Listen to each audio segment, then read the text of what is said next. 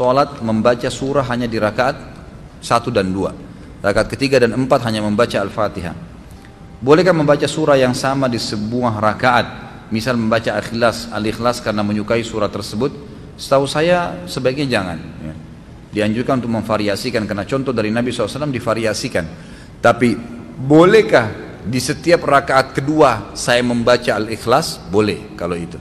Karena ada pernah sahabat sering kali membaca di rakaat keduanya Al-Ikhlas. Rakaat pertama diacak sama dia. Lalu dilaporkanlah oleh makmum-makmumnya, ya Rasulullah, orang ini kalau sholat selalu di rakaat kedua Al-Ikhlas. Ditanya, kenapa kau baca itu? Tapi ini sholat yang berbeda ya. Jadi sholat subuh misalnya di rakaat kedua Al-Ikhlas. Nanti sholat maghrib juga yang suara Al-Ikhlas. Rakaat kedua Isya Al-Ikhlas. Tapi rakaat pertama diacak sama dia. Maka kata Nabi SAW, kenapa kau baca begitu? Kata sahabat tadi, karena saya mencintai surah itu ya Rasulullah. Kata Nabi SAW, tidak ada masalah, gitu kan? Jadi tidak ada masalah, karena dia suka membaca surah itu.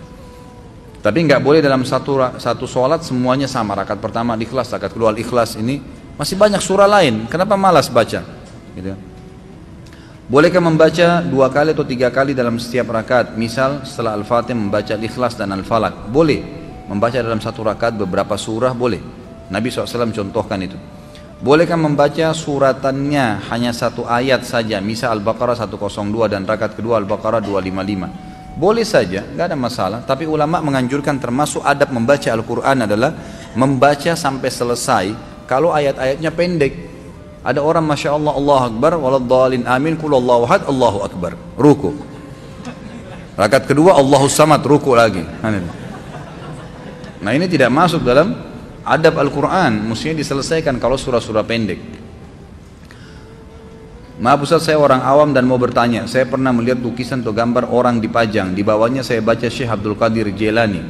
Siapakah beliau itu? Kadang sering juga disebut nama dia di doa-doa zikir dengan awalan khususan Syekh Abdul Qadir Jailani. Abdul Qadir Jailani rahimahullah adalah seorang ulama bermadzhab Hanafiyah. Jadi termasuk ulama besar sebenarnya. Syekh Abdul Qadir Jailani itu adalah ulama besar dari mazhab Hanafiyah ya, di Irak, di Kufah. Beliau termasuk ulama besar, tapi beliau tidak pernah seperti apa yang orang nisbatkan sekarang. Dianggap dia beginilah, dianggap dia begitulah, ruhnya bisa datanglah, beragam macam khurafat. Itu nggak benar semuanya, nggak benar. Apalagi dilukis-lukis. Dalam Islam tidak ada lukisan, tidak boleh dilukiskan gitu. Ini juga termasuk pelanggaran. Kalau masalah orang mendoakan, umumnya kata ulama adalah doa itu masuk sampai kepada seluruh muslimin kalau dia umumkan. Kalau dia mau khususkan juga namanya, dia mengatakan, ya Allah ampunilah Abdul Qadir Jailani, misal khusus dia mengucapkan, itu boleh-boleh saja. Tapi lebih penting dia mendoakan dirinya dan kerabatnya. Umum saja, tidak usah dikhususkan nama orang-orang terdahulu. Umumkan, ya Allah ampuni muslimin dan muslimat yang hidup dan yang sudah mati. Sudah kena semuanya dapat.